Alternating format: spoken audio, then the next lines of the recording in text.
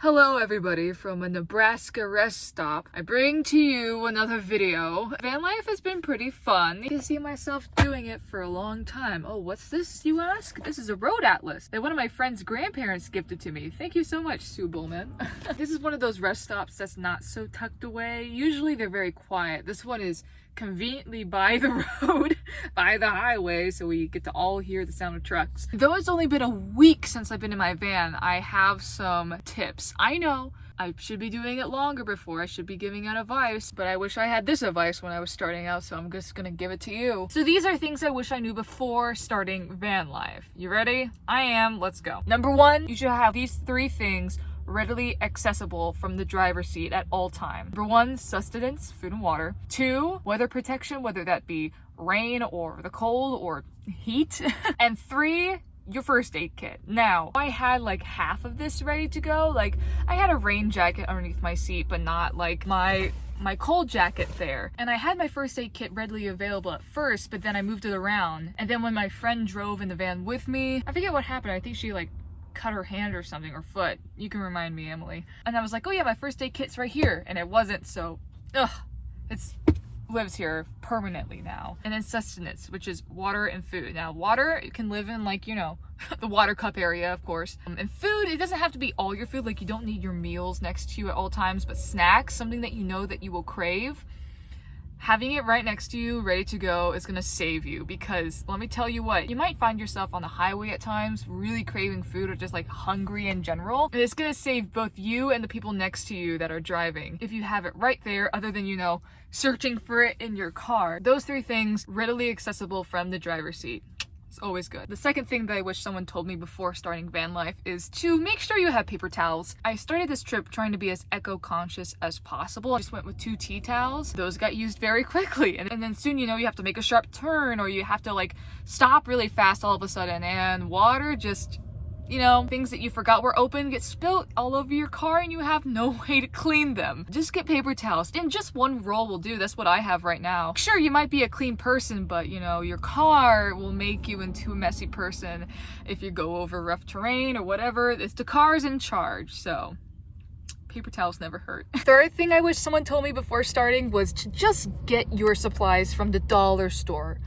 Oh my gosh, you can get cleaning supplies, hygiene supplies, and like cooking utensil supplies at the dollar store, and it's gonna be around the same quality.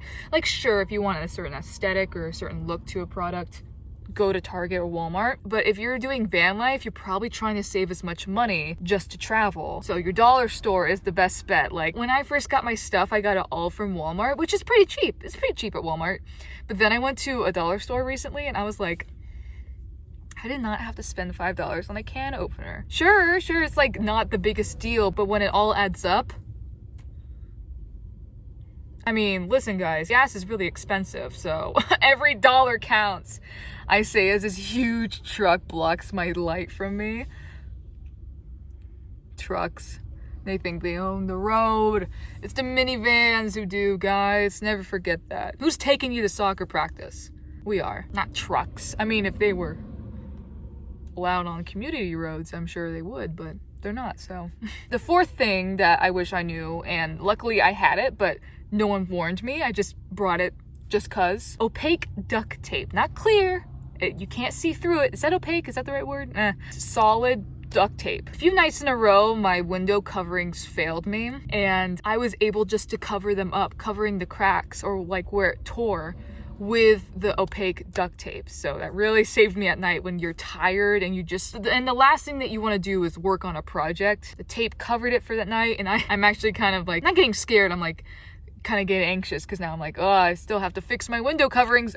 I have them on Velcro. It's just, as you can tell, doing the makeup thing, the staples kind of came out of my foam thing. So we are always a work in progress, you guys. Now, this next one is not something to buy or make sure you have. It's just make sure that you are super organized. Like, make sure to put things back where you know you will find them. So when a moment of crisis or like immediate need comes up, you know where to get it. And I know what you're thinking, Madison, shouldn't you be doing that in the first place? And I say, yes, but I often don't do the things I know I should because I get lazy. but it will kick you in the butt in van life. Like living in a house or an apartment, just somewhere where you have a real room, the stakes are not so high to find something, but in a van, your patience just goes down. Like I probably have a 30% tolerance now, where I used to have like a 90 or 80% tolerance for patience. I don't know if it's because it's like super close living and everything's like, you know, much more closer than I'm used to, but putting things where they belong helps in the long term. And also I have this area over here that's like not so organized. I know where like the important things are, like my butane and my fan and like my pajamas, but like in here I have never once yet gotten something from it other than the things at the very top. So I'm like, what's in there? Do I necessarily need everything that's in there? And I don't know. I should have done that before I left, but I didn't have time. I legitimately didn't. And at first I thought it was okay, because when I saw van lifers on YouTube, I was like, they're a little bit too organized. Like, come on guys, you don't need to be that organized where every single thing has a place to live. No, if anything, they were doing the bare minimum. You need to be like almost like up in your own butt with how organized you are in the van. It's gonna make your experience better. You don't have to waste time, you know, like throwing around stuff in your van. Ugh, I wish I knew. And some of you guys have been very nice and giving me a lot of tips and tricks with like, you know, what to use for protecting myself and where to sleep, and I love them all. Please tell me more tips, because I will admit I do not know everything. Like you see it right now, like I'm learning. And the people that are also doing van life will see your comments too, and we're just all helping each other here, right? But one thing I thought I would never need was a type of bathroom in my car. Like I don't want to have a porta potty. Someone suggested I get a kitty litter box, and I was like, what? I never thought of that. That's very smart. But for me, I just don't want to keep that stink. I do not have the money to like get a proper thing to cover it, and plus it's like super like I'm in a minivan, you guys. But one thing I would suggest, if you're a woman, you could be like me and be really confident in your decision to pick a rest stop that has a bathroom, so you don't have to worry about anything. But sometimes you will not have that option. And I wish when I started out I just got one of those lady pee goers. I'm gonna be really candid with you guys. I ran into a situation last night that, you know, it worked out, but it would have been very helpful if I just had that tunnel. So if you're on the fence, just get it. Just get it. It will not harm you if you have it, you know? Those are things I wish I knew or had before starting van life. But I'm gonna share with you some things I'm happy I did or bought before starting van life that I didn't see anybody really suggest to do. I just, in my own mind, I was like, I like this, or I will probably need this, so I got it. Number one, make sure you have power tools. I cannot tell you the amount of things that have either gone wrong or just needed a quick fix. And if I did not have my power tool, and I have like different, you know, heads for it too, I would be righteously screwed, my guy. Plus I just started this van conversion, so it will probably always be a work in progress until like a few years or whatever. But hey, if you're starting van life, make sure you get a screw or any type of power tools. The second thing I'm glad I brought with me is my glue gun. Same thing as like the power tool, like some things just come apart and you need a quick fix, and having a glue gun ready to go at all times saves you so much time mentally, and just, it's nice to have, so thank you, glue gun. The third thing I'm glad I had, and you probably already know this, is a sleeping bag. I was about to not even bring my sleeping bag because it's so hot in Florida, and like everywhere I went in the south in the first half of my trip was really hot. But then I got up to Colorado in the Rocky Mountains. Guys, it was 37 last night, and I was like, thank God I didn't toss my sleeping bag. I wouldn't have gotten a good night's sleep. I'm pretty sure there's other things I've done that other people have not talked about on their videos about, like, you know, what to get before starting van life, what to know, but it's not coming to mind at the moment. Well, like I said, I don't know everything, so if there's something that, you know, you wish that you knew before starting van life, feel free to share it, because still learning. And I'll probably update you guys in about a couple of months, maybe like 4 months, with this type of topic, just to let you know how to do this smarter and not harder. But guys, it's been really fun. I mean, I'm glad I did this. After the whole entire year of just sitting in my room, essentially, this feels like living. And I'll probably give you a full tour of my finished van, or like, you know, what I have right now, because this wasn't in the original video. And if you haven't watched it yet, I have a video up about like what my van roughly looks like.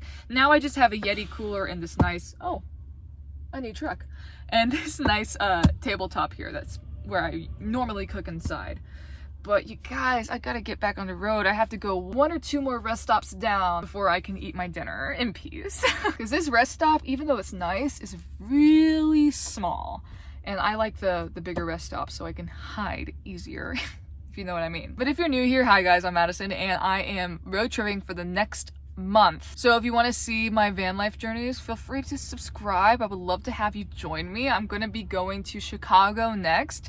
And yes, I didn't film anything in Dallas or Colorado that much because I was with my friends, and it's been so long, as you know, that I just lost track of filming. So if you want to see me with some of my friends in my van doing some little adventures, just let me know, and your wish is my command. I'm here for you guys, and I hope to show you guys that this van life is doable and it's possible, and there's nothing really to be scared about if you know what you're doing. Which, if you're looking at videos like this, you're probably learning or already know what you're doing because you're searching for that knowledge, baby. Well, yeah, the sun is setting, time for me to go, and I'll see you guys next Wednesday. I'm gonna be showing you guys around Iowa, because what is in Iowa? I've never been to Iowa, so I'm excited. So let's go get it. All right, peace.